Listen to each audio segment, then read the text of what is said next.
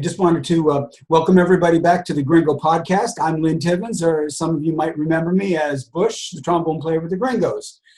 Joining us today is record producer, great guy, and also producer for the Gringos, John Florez. John had the distinction of producing such notable groups as Friends of Distinction, Fifth Dimension, Hughes Corporation, Freda Payne, and like I mentioned before, the Gringos too. So, John, thank you for coming and spending time with us and joining us today. And the guys in the band get a chance to see you. It's been, for some of them, they haven't seen you in years. And guys, take it away. How fun is this? Thank you. Yeah. Yeah. It is an amazing thing. Bi-coastal. Yeah. Absolutely. Started anyway. What a great thing that we have the technology to be able to interrelate like this, in several different locations. And, as of recently, we're recording from different locations and collaborating that way, which is a joyful thing. It's not quite as much fun as if we were all in the studio together. True. That's for sure. Yeah. Ron, have you been involved recently in any of the recording that way, as far as from different locations and things? That's Me? mm-hmm. Nah. Is it more fun to be in the studio? I'm old. No, we're young. Yeah, we're so young. Hey, Jim, tell us how the Gringos started. Oh boy. Talent show. 1960. Where? Arcadia High School. What year? 1964. And you were Well, I was a sophomore. No, excuse me, junior. uh-huh. Yeah, junior. And why did it start then? What was happening? Well, you remember how short and skinny I was, John? Only from Bucky. the telethon where Roger Smith sang "Shaking." Yeah. Twisted. Well, You were skinny. I wasn't getting any girls at all. Not one. So That I came figured- later. He made up for it. Yeah. Now keep it clean, boys. It's a podcast. I don't know what you're talking about, but so I thought, well, if I was in a band, maybe I'd get noticed. So the Tijuana Brass stuff was really hot at that time. Lonely Bull and Taste of Honey. So we put that together. I think it was you. Wasn't Jeff on bass in the very beginning? Yes. I think so. And Johnny. And two other guys that I knew from different schools, I think. The trumpet and trombone, Mark Vanderhaar. And we just put something together for the talent show, remember? It was just Lonely Bowl and what was the other one? Was it maybe Taste of Honey? I can't remember. I think so. Yeah. And went on. So the existing band had the awful name of the Fern Docks, and then you added pieces to that for the talent show. And That's it. And you came up with a name for that talent show band, which was the Gringos. Well, I was sitting with a friend of mine. We were on our way up to the, remember the dances up at the Armory, up 56th Street or 50th Street? Remember up there, Gilmonte? Gilmonte and the Sonics, yeah. We used to go up every Friday and Saturday night. And I was sitting in the in the car with my friend Leonard at the stoplight talking about this.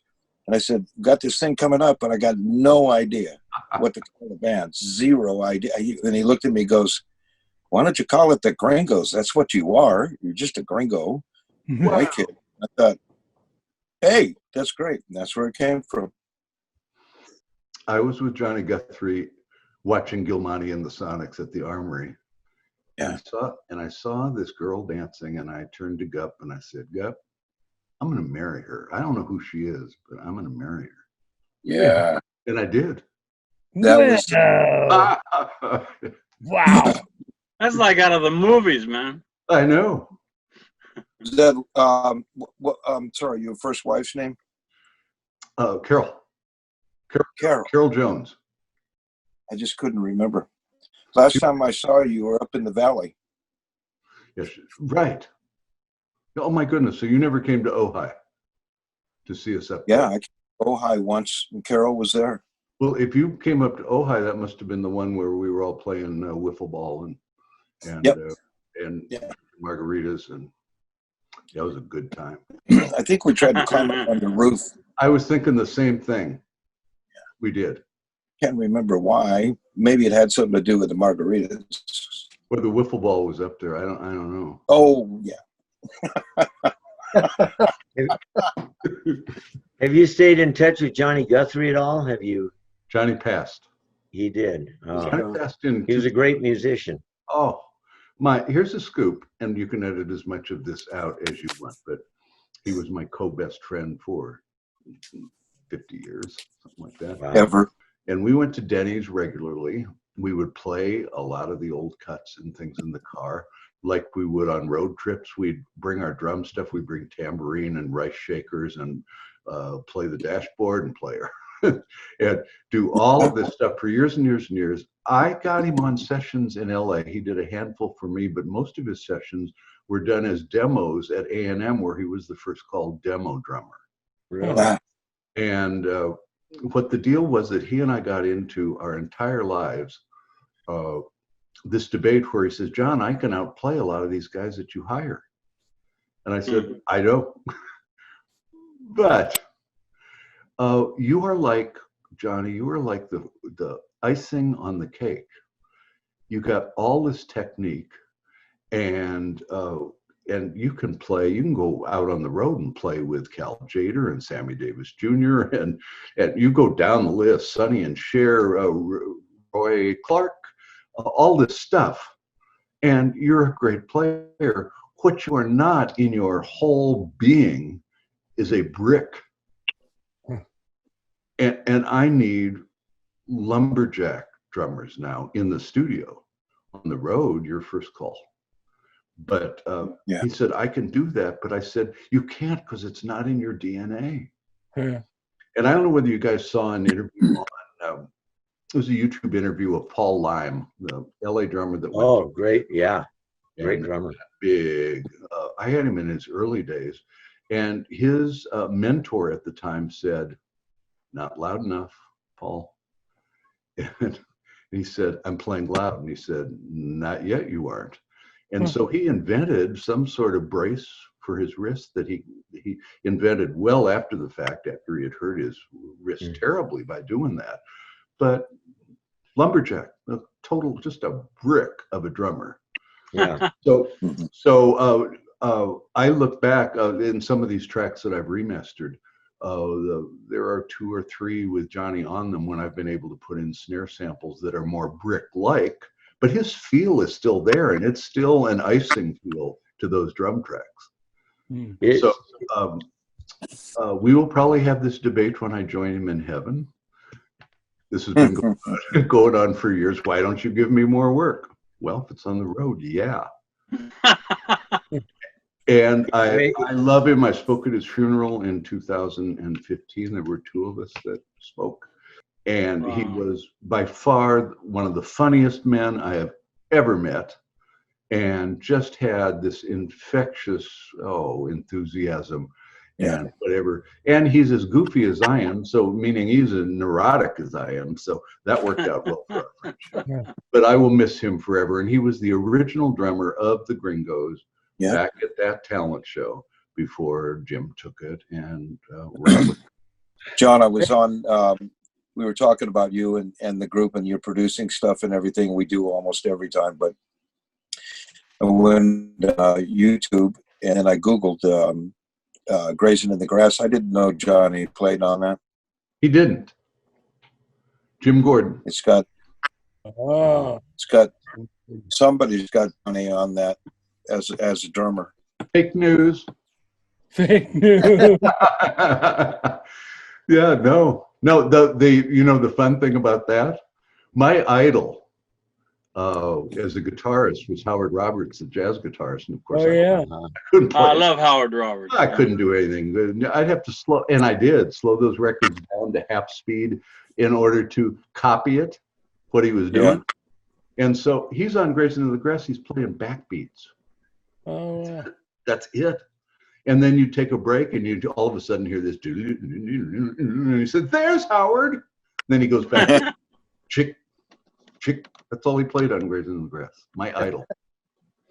Did you ever talk to Hugh Masekela about how your treatment was of his tune?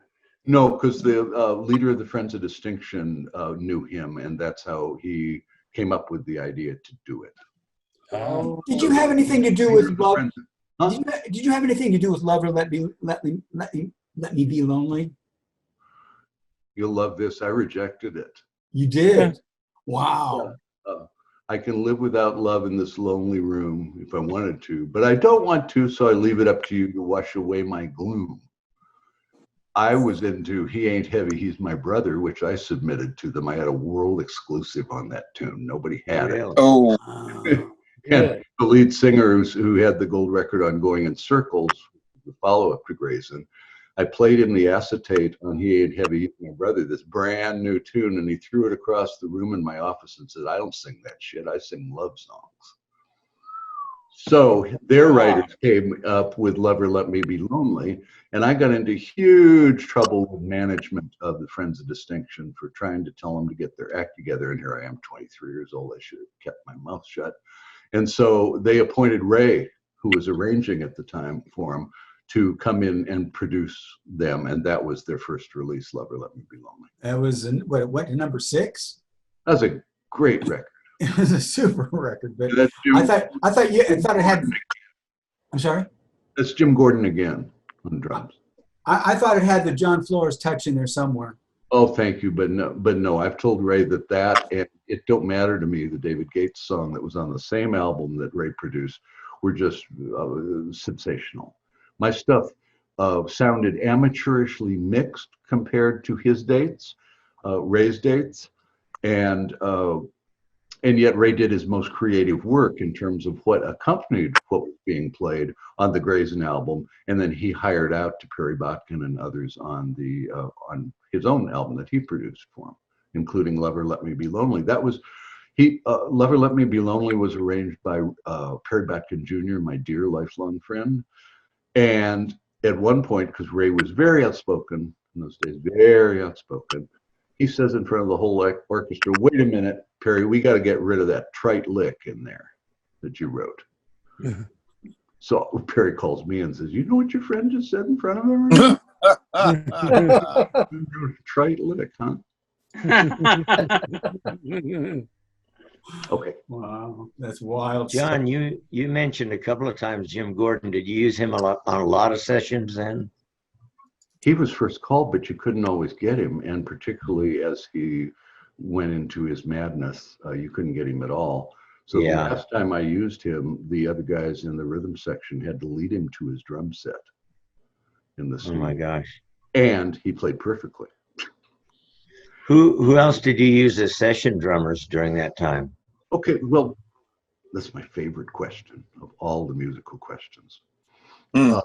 Honestly. Okay, so Rick Gerard was my office mate at RCA. He's the one that turned me on to Jim Gordon. Mm-hmm.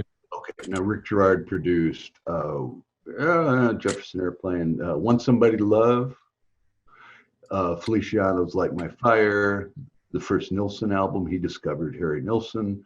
He had a new artist down in the studio that RCA didn't want, and he was demoing this artist that RCA just passed on, Michael McDonald. So here is Rick, this fabulous producer, saying, "Here's your drummer, John. You know, Jim Gordon's your drummer." Well, you couldn't always get him. A guy that helped start me in the business was this really abrasive and sometimes abusive old man who was a contractor in LA, Ben Barrett. He and Bobby Helfer were called by the musicians that they hired Hitler and Mussolini.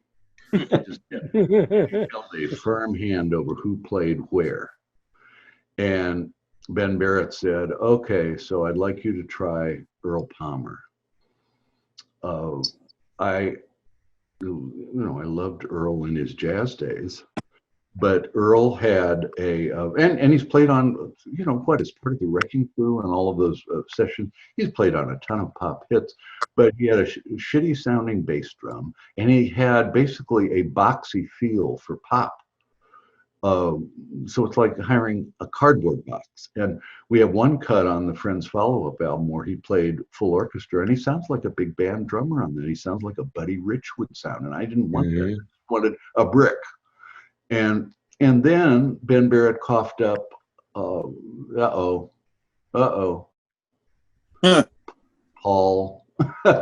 another black drummer. What's wrong with me? Paul Humphreys.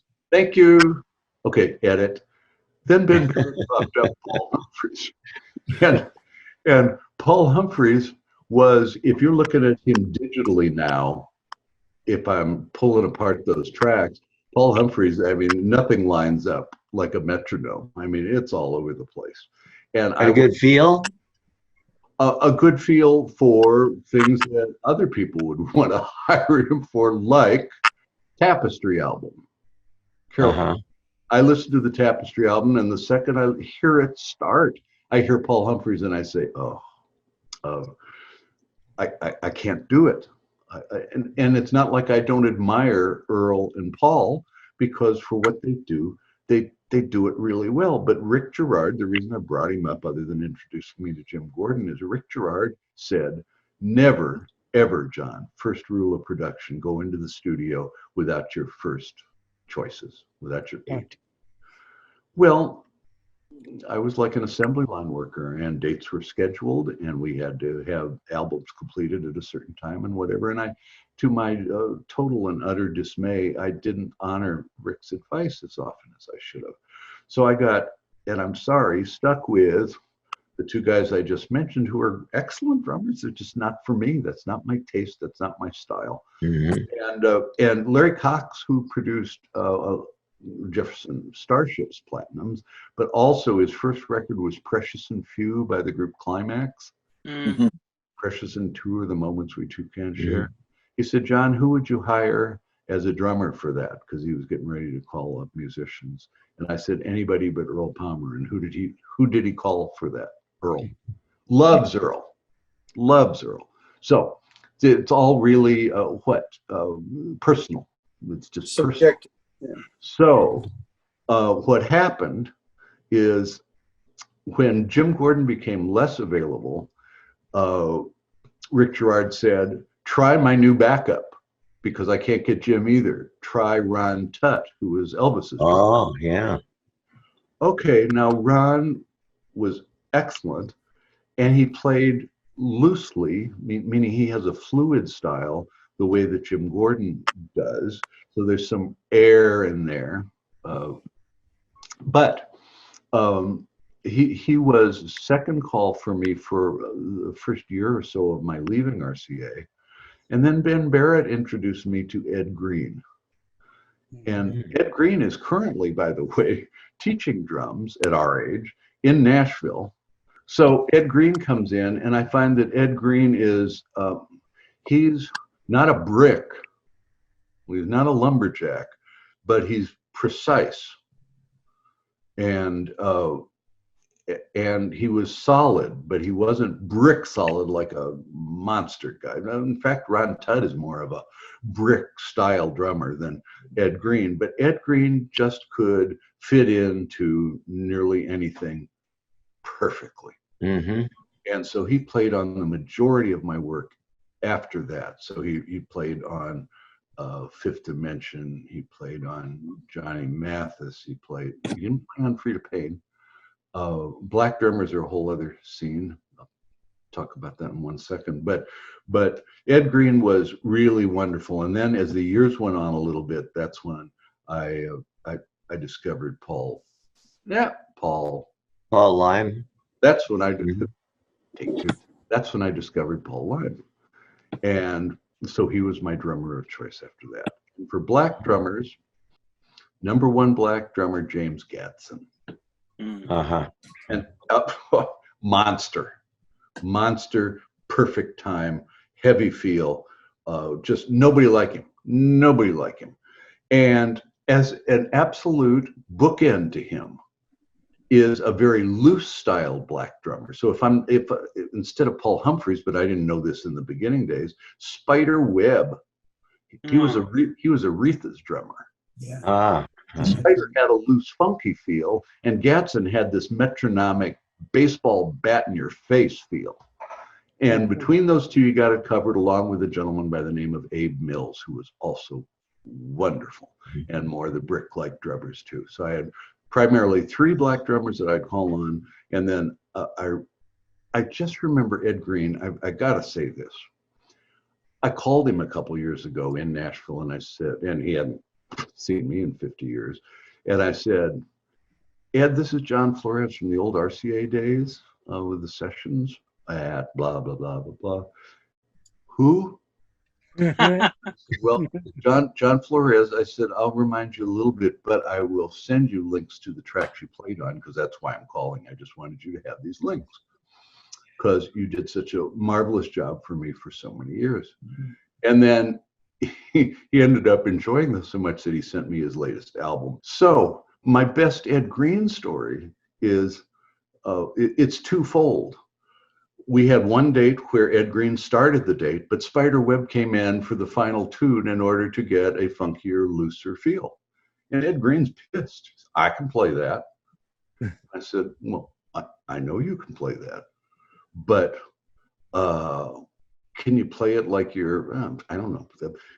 Do you think that Spider and you have the same feel? No, but we can both play nearly anything. And I said, but I want his feel for this cut. Now that you've acknowledged that it's different, because it is different. Spider is less precise than you are. Yours is just like metronomic. He's kind of like, no offense, Spider, because whatever. The Commodore's drummer was laughed at in LA for having such terrible time, but his feel was so good that everybody, we all loved him, right? I never got a chance to work with him, but Spider in those days had this really loose feel that was just terrific. So then I have Ed Green on a Helen Reddy date, and I said, Ed, you know, your stick sound is like a bap. And I said, this is Helen Reddy. We need more of like the Hal Blaine stick that's more about, like you hear on the Carpenter stuff. It's up. He said, what am I supposed to do about that, John? I said, well, like Hal just opens up his kit and says, here, let me try these 2 or 3 and see what you like. 3 or 5, what you like. And he said, first, I don't have that. Secondly, are you comparing me to Hal Blaine? No. God. Nowadays, with electronics, I can put that pop in any of my if Ed didn't have it. So that was the deal with dealing with my favorite people, which were the drummers. They all were the drummers, and who's the guy with Toto? Jeff Porcaro. Jeff Porcaro is the only one I really wish that I had a chance to work with before I ended up in the Paul Lyman era. I really wanted to work with him, and I never took the chance. I was so safe with Ed Green, who was always available, that I didn't want to try somebody new, and maybe just should have for the hell of it, just for my memory book, really. And for what it's worth, and you probably know this story already, but we cut Rock the Boat once on the Freedom for the Stallion date. It was terrible, and Ron Tutt was not fluid enough with the dun dun dun dun dun dun beat of Rock the Boat. And Jim Gordon came in and just made the record. He just had the fluidity for that cut. It was all the difference in the world. Was that done because of the dance club in New York? That became kind of a cult song or something? Rock the Boat? The reason it became successful is because of a dance club out of New Jersey that was piped into New York. Oh. And so RCA had already called me and said, this stuff's priceless, but you can go figure, right? John, this stupid record, Rock the Boat, has been out for 5 months and not done anything. Would you go back into the studio, please, and make us a good record this time? And then a week later, after that dance club was playing it, WABC in New York, which is the last station you get, it's so powerful, that's the last one you'll ever get, went first on it in the nation. And I'm getting a call a week later saying, "Booby, baby, sweetheart, John, I always loved that record." Yeah. Yeah. No, that sat there for months, did nothing. Brazen sat there for months and did nothing. And if it weren't for our local DJ program director, celebrity Pat McMahon, he was the first major and only major station in the Really? States at KRIZ to play that. And thanks to Pat, I had a form of a music career. Without that, they gave me 1 year at RCA to make hits or I was gone. Thank you, Pat. Wow. Wow. Is he still around? Yeah. Yeah. Yeah, we went into business together a couple times too. We didn't make any money together, but we sure had a lot of fun. Yeah. John, thank you for this. Oh, did you hear the Funnies track? Oh, yeah. Where Carol was talking to Oh my God, we were young. Johnny. Whoa! You know what? I had forgotten how sweet a voice she had. Oh goodness, yes. Yeah. Yeah. And boy, did we have fun. Oh, so priceless. In fact, my high school education or my high school years wouldn't have been anything without you guys. It was just that. There's the icing on the cake. Just so fun. Yeah. And I honestly had forgotten doing that arrangement on Julie. I know, Beautiful arrangement. And it is utterly perfect for the tune. And I'm not so sure wasn't something that, say, if it were presented to a Steve Berry who was doing the Grassroots and Tommy, you're making me, Tommy Rowe. Oh. Tommy Rowe. Yeah. This was in the style of record that he made. And he would probably said, "Oh," and your arrangement would be what would have caught his attention because the song was so-so, but the arrangement made it. Johnny did a good job on it too. Yeah. Yeah. Wow. Well, you're welcome, but great memories. Do you have much recollection of recording the 3 songs with us? Yeah. The Life I Lead, Funky Lady, and You Got Me Hanging? Can you talk about Yeah, those? I would still like a cut on those. Somebody needs to send them to me because I haven't heard them in years. Yeah. But oh yeah, great memories. Starting with having to room in the same room with Charlie Johnston. Oh my gosh. And you survived. What? And you survived. Good for you. The great memory is that you guys and I were leaving for the studio, and Charlie didn't know where it was, but he said, "Don't worry, I'll find it." And one of you said in the car, "He'll beat us there, even though he doesn't know where it is." And there he was by the door. Yeah. Yeah, he had a meeting or something to go to first, and he still made it there. Yeah, he had this incredible direction and timing. I never saw anybody in my life that had timing like him. It was just, he said he was going to be there, and he was there. Oh yeah, well, it's so fun.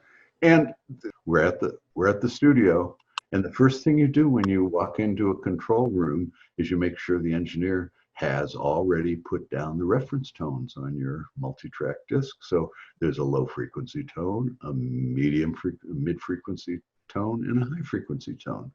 That way you can take that tape anywhere in the world, line up those tones to the same thing, and you're going to have the same product that you did in the first place. And this guy says, either the engineer and or the manager of the studio or both said, "Don't do that here." Charlie said, "Okay, thank you. It's been really nice. We're going to go elsewhere." And we walked out. And I'm saying to Charlie, I'm saying, "We can still do this, you know. I mean, I'm he said, "No, you watch. Same way as when you guys were in a nightclub in Boston, and they wanted him to wear a tie. Charlie. Oh, good.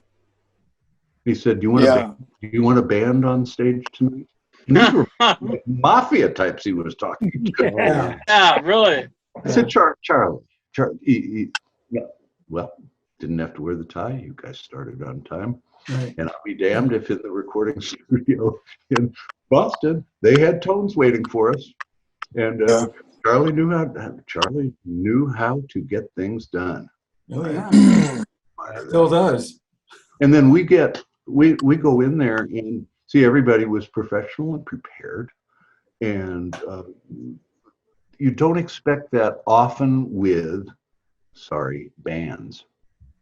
That's why so many people, if you see the Wrecking Crew documentary or whatever it is, that's why a lot of people just opted to replace crucial members with studio guys or something like that.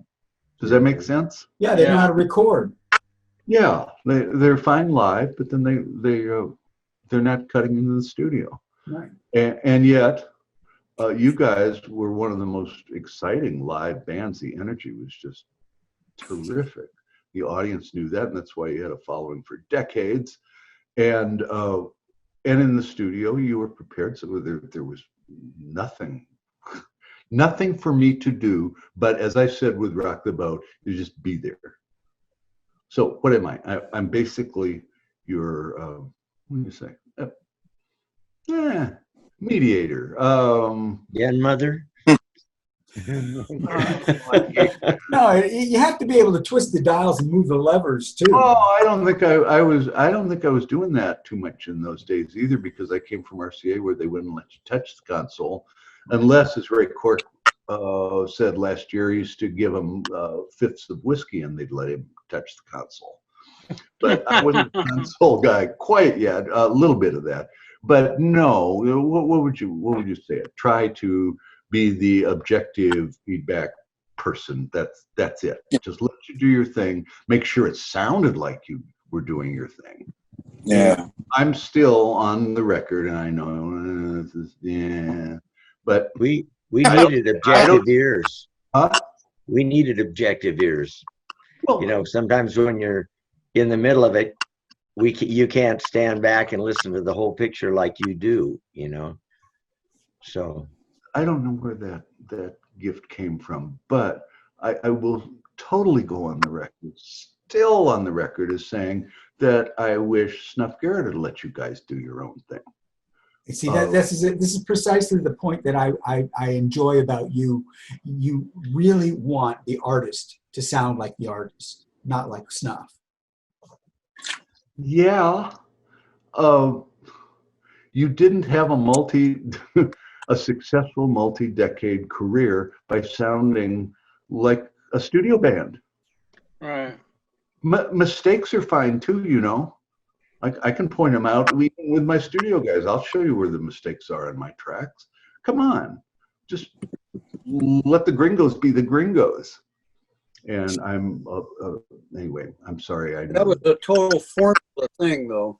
That was a five album deal, and Snuff was used to working with these people. Correct. That's correct. I mean, they set up. They took Jimmy's tune and rewrote the music, kept the lyrics, but I think they did that part to just get part of the action. Publishing rights. Yeah, writers' rights, Yeah. and I mean they had a whole formula set up to make themselves money, and who were we? We were grateful and thankful to have an opportunity to do that. But you look back on it from the perspective now, and you say, "Oh, that's why they did things that way. They're setting themselves up to make money." Yeah. Well, if for instance, take another horn band, Chicago.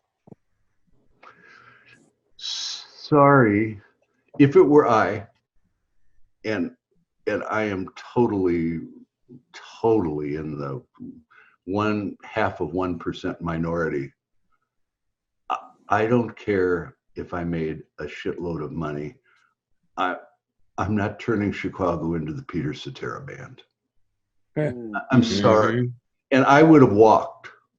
Had that been presented to me, on your behalf, I would have walked. And David Foster could have come in and pushed even harder for that and says, come on, trust me, this is going to be huge. And it was. But they lost. They sold their soul. Go ahead, sorry. They sold their soul. Yeah, and probably, I don't know if they regret it. Look at me, I didn't want to make Rock the Boat, and I earned hundreds of thousands off of a record I didn't want to make. I told them they could do that over my dead body, and they said, well, maybe, get down there, do that. So I've got a story for you that's Gringo related, and I've got a story for you that does apply to the Gringos, though it's back at what we were talking about a minute ago. And that's, I was in Los Angeles and made a specific trip to a North Hollywood nightclub to meet with a singer off stage who I had done a demo for the year before. And I said, Stephanie, her name's Stephanie Phillips. She's I don't know, Caucasian singer she was basically, in my world, the first Mariah Carey, way before there was a Whitney or a Mariah Carey. And I said, I just came tonight to apologize directly for cutting this odd assortment of things for your demo, from a jazz ballad to almost a choir, church type thing.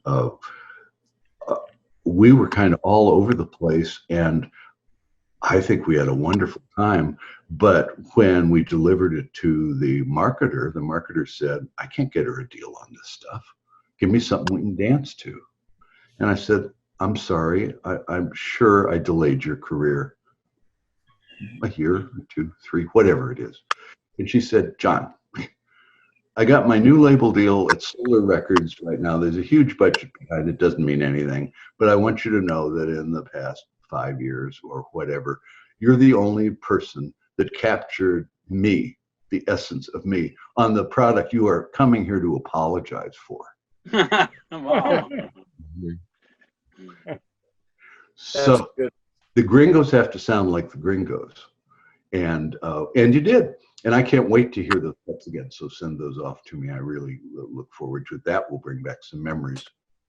This group, during that time period, it was a special time, special group of people, and special enough that we're resurrecting it and working together again.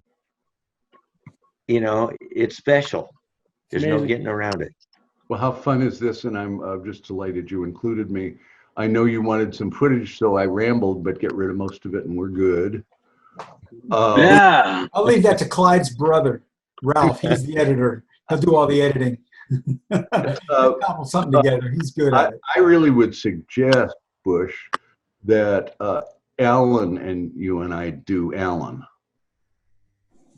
We can do what? that. The cuts that Alan and I worked on. Yeah, the 3 cuts. Yeah, slow boogie. She's a mystery, you know, and Yeah. that's a Slow boogie and we got all night. We got all night. Yeah. You didn't know this, Alan, but I had that picked for Susan Darby, who was with a group on RCA in the late 60s, and she was out of Dayton, and I said, I got the perfect song for you, and you got it instead. Really? Well, that was a song. It got some chart action, you know.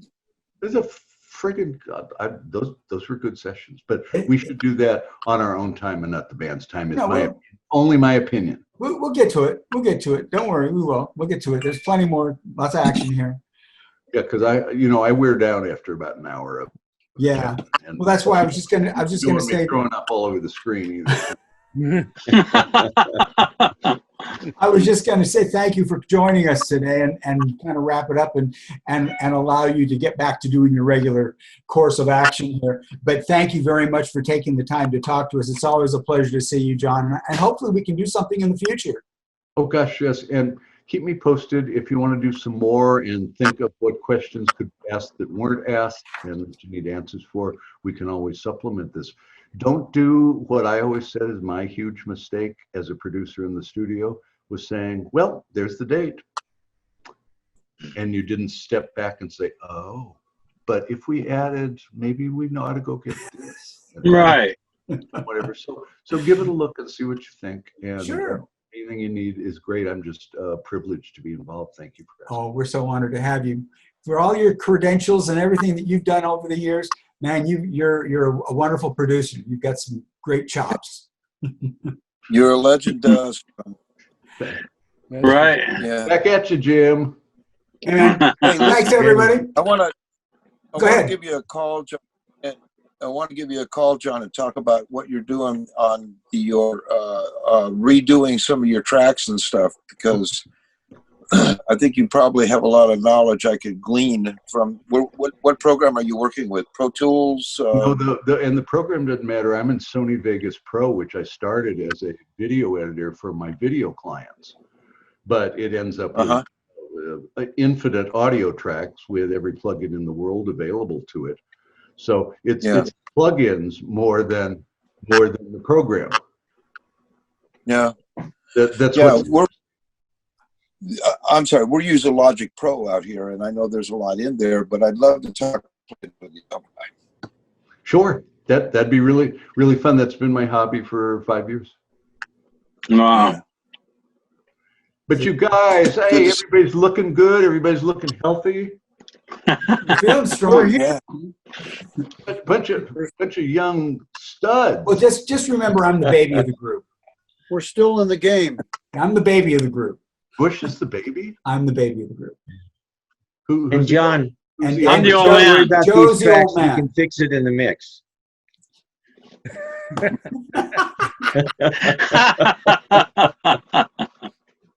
On that note, gentlemen, I think we'll call it a wrap.